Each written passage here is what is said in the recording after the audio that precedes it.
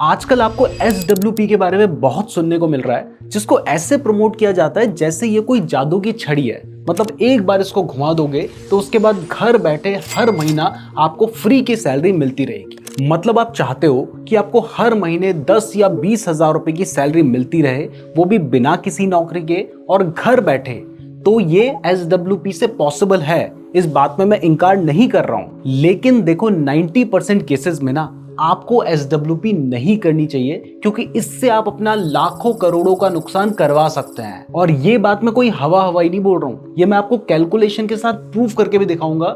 लेकिन जो लोग आपको SWP बेचना चाहते हैं वो ये बात आपको कभी नहीं बताएंगे। तो चलिए पूरा खेल समझते हैं। लेकिन उससे पहले मैं आपको बताता हूं अपने एक दोस्त के बारे में, जो कि अभी पिछले 3-4 साल से ही जॉब करना उसने शुरू किया है और अच्छी खासी नौकरी है। तो उसने 10 लाख रुपए की सेविंग कर ली है।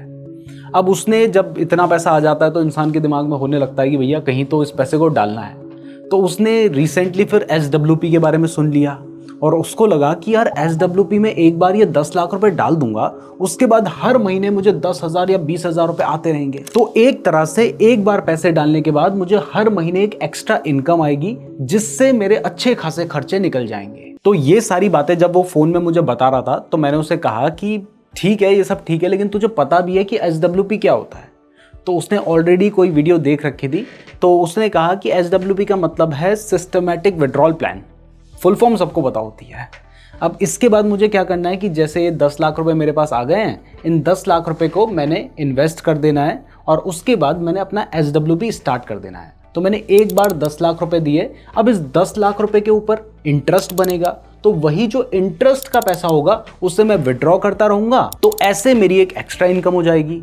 तो अब सुनने में तो बड़ा अच्छा लग रहा है। तो उसकी ये बात सुनकर मैंने कहा कि बट मान ले कि ये 10,000 रुपए तेरे पास आने लग गए, ऑलरेडी तेरी एक अच्छी खासी सैलरी आ रही है, उसके ऊपर 10,000 रुपए आ जाएंगे, तो इस पैसे का तू करेगा क्या? इनको भी तू धीरे धीरे खर्च कर देगा और ये जो 10 लाख रुपए आगे चलकर 1.5 करोड़ रुपए से भी ज्यादा हो सकते थे, उनको तू धीरे धीरे खत्म कर देगा। तो पहला तो उसको ये जो 1.5 करोड़ वाली बात थी, इस पर यकीन नहीं हुआ। दूसरा, उसने कहा कि वैसे भी ये जो 10 लाख रुपए मैं दे रहा हूं, इस पे जो इंटरेस्ट आएगा मैं उसी पैसे को तो विड्रॉ करूंगा, तो ये पैसे तो कभी खत्म ही नहीं होंगे। मेरी 7 पुश्तें इस पैसे को विड्रॉ करती रहेंगी और मुझे खुद भी जिंदगी भर 10,000 रुपए मिलते रहेंगे। तो उस भोले नादान बालक की बातों को सुनकर मैंने उसे एक कैलकुलेशन समझाई और वो कैलकुलेशन अब मैं आपको भी समझाता हूँ। बट कैलकुलेशन शुरू करने से पहले, अगर आप म्यूचुअल फंड में इन्वेस्ट करना चाहते हैं, स्टॉक मार्केट में इन्वेस्ट करना चाहते हैं या फिर ट्रेडिंग करना चाहते हैं, तो इसके लिए आपको चाहिए होता है एक डीमैट अकाउंट। तो अगर आप एक बेस्ट डीमैट अकाउंट खुलवाना चाहते हैं, जिसको मैं खुद भी यूज करता हूं, तो उसका लिंक मैंने आपको डिस्क्रिप्शन पे दे रखा है, तो वहां से आप अपना फ्री डीमैट अकाउंट जरूर खुलवा लीजिएगा। तो इस कैलकुलेशन को समझने के लिए हम आ गए हैं SWP कैलकुलेटर पे।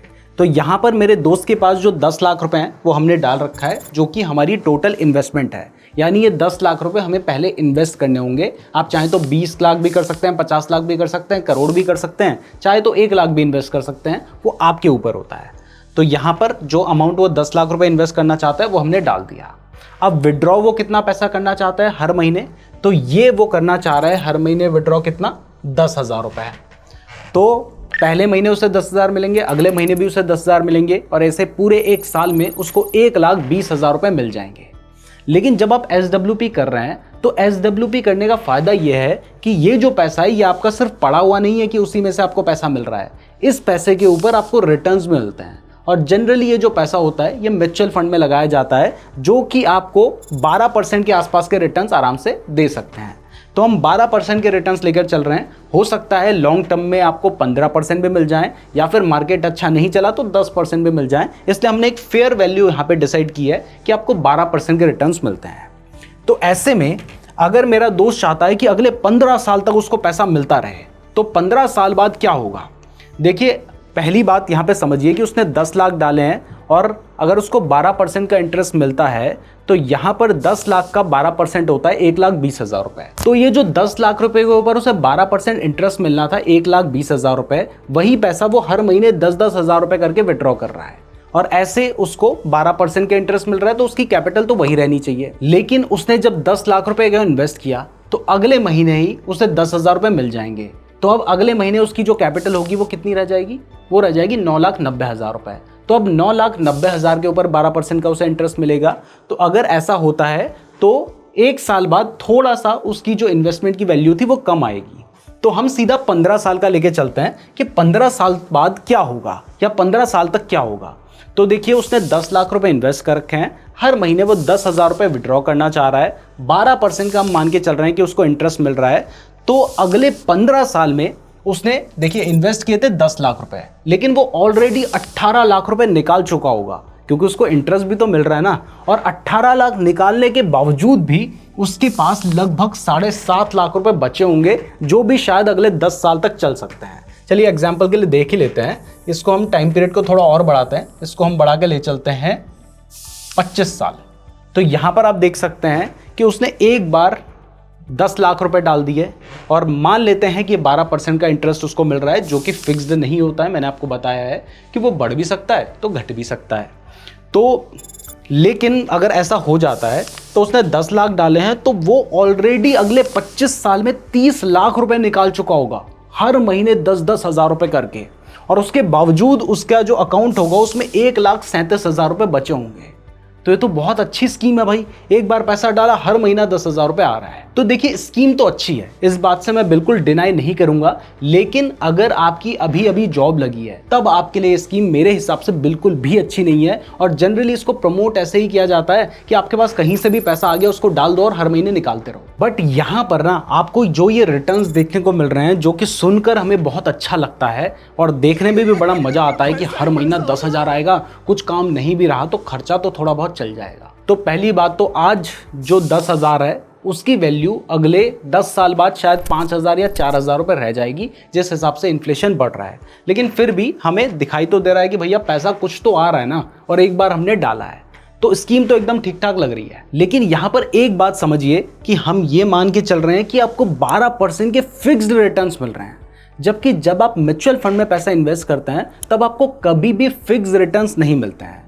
तो यहां पर सोच के देखो कि अगर आपने ये जो 10 लाख रुपए है ये इन्वेस्ट कर दिए और पहले साल ही जब आपने इन्वेस्टमेंट किया उसके अगले महीने ही मार्केट जो होता है वो 10% या 15% क्रैश कर जाता है, तो अब ये जो 10 लाख रुपए आपके रहे होंगे इसकी वैल्यू ऑलरेडी घटकर 8.5 लाख रुपए रह चुकी होगी। और ऐसे में जब आप उससे 10,000 रुपए निकालेंगे तो फिर उसकी वैल्यू और घटेगी। अब आप मान लीजिए अगले महीने फिर 10,000 निकालते हैं, मार्केट ऑलरेडी आसपास वहीं घूम रहा है तो फिर उसकी वैल्यू घट जाएगी। तो ऐसे में ये जो आपको दिखाई दे रहा है ना कि इतने लंबे टाइम तक इतना ज़्यादा पैसा आपको मिलेगा, इसमें शायद जब मार्केट गिर रखा था उस टाइम पर आपने एक जो 10,000 रुपये निकाले ना, उससे इसकी वैल्यू में शायद 50,000 60,000 रुपये कम हो जाए। तो वो 10,000 रुपये आपको 50-60 हज़ार का नुकसान दे सकते हैं।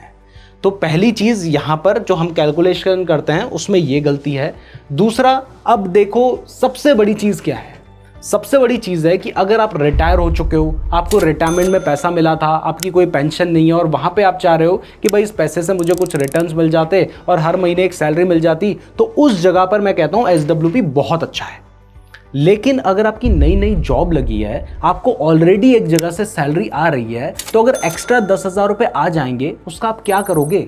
उसको आप फालतू इधर उधर जगह पे खर्च करोगे और आपको दिखाई देगा ना कि आपके पास एक एक्स्ट्रा पैसा है, जबकि ये टाइम तो पैसा बचाने का था। और इस टाइम पर आपने क्या किया, जो अपना पैसा इन्वेस्ट कर रखा था उस पैसे को ही निकाल कर अपनी जो इनकम आ रही थी उसको बढ़ा लिया, और अब जब इनकम बढ़ चुकी है तो उसके बाद आप खर्चे भी ज़्यादा कर रहे हो। तो मतलब एक तरह से अगर आप जवानी में या फिर जब आपकी नई नई जॉब लगी है या थोड़ा सा टाइम हुआ है आपकी जॉब को, या आपकी एक अच्छी खासी इनकम है, उस टाइम पर SWP कर रहे हैं, तो इसका मतलब आपने एक मटकी में पैसा डाला था, उस मटकी पे ऊपर से थोड़ी बहुत बूंद गिर रही है समझ लीजिए पैसे की, लेकिन नीचे से आप उसको निकाल भी रहे हैं। तो इससे लॉन्ग टर्म के लिए ये जब आप यंग हैं तो बिल्कुल भी ठीक नहीं है। जबकि इसकी जगह पर अगर मान लीजिए कि वो जो 10 लाख रुपए थे उसको आप इन्वेस्ट करके छोड़ देते, क्योंकि आपके पास सैलरी तो आ रही है, जॉब आप कर रहे हो, वहां से पैसा आ रहा है, या फिर अभी जॉब नहीं कर रहे हो, आपके पास पैसा है लेकिन कल आप नौकरी करोगे तब पैसा आएगा।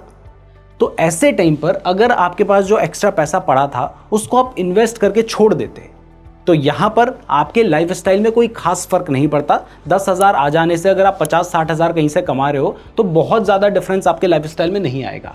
लेकिन ये 10 लाख आगे चल के आपके लिए एक बहुत बड़ा अमाउंट बन सकते हैं। और वो कैसे बनेंगे इसको समझने के लिए हम चलते हैं लमसम कैलकुलेटर पे। अब देखिए वही 10 लाख रुपए थे और उस 10 लाख पे हम मान के चल रहे हैं कि 12% का रिटर्न मिल रहा है। अब देखिए यहाँ पर हमें भले ही फिक्स्ड 12% के रिटर्न्स नहीं मिलेंगे, लेकिन हम कोई पैसा विड्रॉ भी नहीं कर रहे हैं, तो इससे हमारे पोर्टफोलियो में कोई फर्क नहीं पड़ेगा। क्योंकि एक साल अगर मान लीजिए मैंने इन्वेस्ट किया और उस साल मार्केट अगर गिर जाता है 10% 15%, तो मेरी वैल्यू उस टाइम पे गिरेगी ना, लेकिन अगले साल वो 15-20% बढ़ जाएगा, तो वापस से वैल्यू बढ़ जाएगी। तो लॉन्ग टर्म में मुझे जो 12% के रिटर्न्स दिखाई दे रहे हैं, ये मिलने के बहुत ज़्यादा चांसेस हैं। अब ऐसे में अगर हम 15 साल के हिसाब से कंपेयर करें, तो 15 साल पे आप देख सकते हैं कि मैंने 10 लाख रुपए इन्वेस्ट किए थे और इसमें से मैंने कोई भी पैसा विड्रॉ नहीं किया, तो इसके ऊपर मुझे 44 लाख रुपीस का इंटरेस्ट मिल चुका होगा। तो 15 साल में मेरे ये जो 10 लाख रुपए हैं, ये 54 लाख रुपीस बन चुके होंगे, यानी एक बहुत मोटा पैसा ऑलरेडी हो चुका होगा। लेकिन अब इसमें से अगर हम सिर्फ 5 साल और बढ़ा देते हैं, जो कि वहां पर भी हम 25 ईयर्स लेकर चल रहे थे, तो हम 20 ईयर्स पे अगर हम गए हैं, तो ये जो हमारे 10 लाख रुपीस हैं, वो कहाँ 15 साल में 54 लाख रुपीस हुए थे, अब वो 5 साल में 96 लाख रुपीस हो चुके हैं। अब अगर हम 25 ईयर्स के टाइम पीरियड में लेके चले, मैं जानता हूं कि इतने लंबे टाइम तक लोग इन्वेस्ट नहीं कर पाते हैं, लेकिन जब हम SWP का एक ऐसा ऑप्शन लेके चल रहे हैं, तो फिर हम कंपेयर तो करके देखेंगे ही ना। तो ऐसे में अगर मान लीजिए मैं 25 साल तक उस पैसे को छोड़ देता हूं, क्योंकि मेरे पास और भी इनकम है, ऐसा नहीं है कि मेरे पास कोई इनकम नहीं है और तब मैं अपना पैसा डाल के छोड़ रहा हूं। मेरे पास इनकम है, उसके बाद मैं ये पैसा डाल के छोड़ रहा हूँ, जो कि मैं पहले भी कहीं इन्वेस्ट कर रहा था और उससे एक्स्ट्रा इनकम आ रही थी, उसको मैं खत्म कर रहा था। लेकिन अब अगर मैं 25 साल तक इस 10 लाख रुपए को डाल के छोड़ देता हूँ, तो ये जो 10 लाख रुपए हैं, ये हो जाएंगे 1,70 लाख रुपए, क्योंकि इसके ऊपर आपको 12% के कंपाउंडेड रिटर्न्स मिलेंगे, जिससे आपके 10 लाख 1,70 लाख रुपए हो जाएंगे। तो एक जगह पर तो आपने अपना पैसा विड्रॉ करके यहाँ पर खाली कर दिया। आप देख सकते हैं कि मैंने जब 25 साल का मैं डिफरेंस लेके गया, तो जो 10 लाख रुपए थे उस पे मैं 30 लाख रुपए विड्रॉ कर चुका था और मेरे पास सिर्फ 1 लाख रुपए बचा था। यानी ओवरऑल इस 10 लाख रुपए में मुझे 25 साल के टाइम पीरियड में सिर्फ 31 लाख रुपए मिले। जबकि अगर मैंने लमसम में इन्वेस्ट किया है, तो इस 25 साल में इस 10 लाख रुपए के ऊपर मुझे 1,70 लाख रुपए मिले हैं। यानी लगभग मैंने SWP करके अपना 1.5 करोड़ का नुकसान कर दिया। तो इसलिए अगर आप यंग हैं, आपकी ऑलरेडी कोई जॉब है जहां से आपको सैलरी आ रही है, तो SWP आपने गलती से भी नहीं करनी है। लेकिन अगर आप रिटायर हो चुके हैं या रिटायर होने वाली एज में आ चुके हैं, जिस टाइम पर आपके पास एक अच्छा खासा कॉर्पस है और आप चाहते हैं कि अगले 20-30 साल तक आपको घर बैठे 20-30-40 हज़ार रुपये महीना मिलता रहे, तो उस केस में SWP करना आपका एक बेटर डिसीजन हो सकता है। तो जब भी आप किसी फाइनेंशियल प्रोडक्ट के बारे में सुनते हो, चाहे आप SIP के बारे में सुन रहे हो, SWP के बारे में सुन रहे हो, या लमसम इन्वेस्टमेंट के बारे में सुन रहे हो, स्टॉक्स के बारे में सुन रहे हो, तो हमेशा ध्यान रखें कि हर फाइनेंशियल प्रोडक्ट आपके लिए नहीं बना है। तो जब भी किसी फाइनेंशियल प्रोडक्ट पे आप इन्वेस्ट करने की सोच रहे हो, पहले ये समझो कि क्या वो आपके हिसाब से सही है। अगर कोई प्रोडक्ट है तो वो किसी ना किसी के लिए तो सही होगा, लेकिन ज़रूरी नहीं है कि आपके लिए भी सही हो। तो अपने हिसाब से सोचकर ही किसी फाइनेंशियल प्रोडक्ट में आपको इन्वेस्टमेंट करनी चाहिए। मैं जानता हूं कि इस वीडियो में उतने व्यूज़ नहीं आएंगे जितना SWP को जब लोग प्रमोट करते हैं उस पर आते हैं, लेकिन फिर भी मैंने सोचा कि मैं आपको सही बात बताऊं, इसलिए इस वीडियो को लाइक करने के साथ साथ हमारे चैनल को सब्सक्राइब जरूर कर दीजिएगा। अगर आप स्टॉक मार्केट में इन्वेस्टमेंट करना चाहते हैं, तो इसके लिए बेस्ट डीमैट अकाउंट का लिंक मैंने आपको डिस्क्रिप्शन पे दे रखा है। म्यूचुअल फंड में भी आप वहां से इन्वेस्ट कर सकते हैं, तो डिस्क्रिप्शन जरूर चेक कर लीजिएगा। अगर आप खुद से म्यूचुअल फंड को सेलेक्ट करना सीखना चाहते हैं, वो भी बिल्कुल फ्री में, तो आप ये वाली वीडियो देख सकते हैं। धन्यवाद।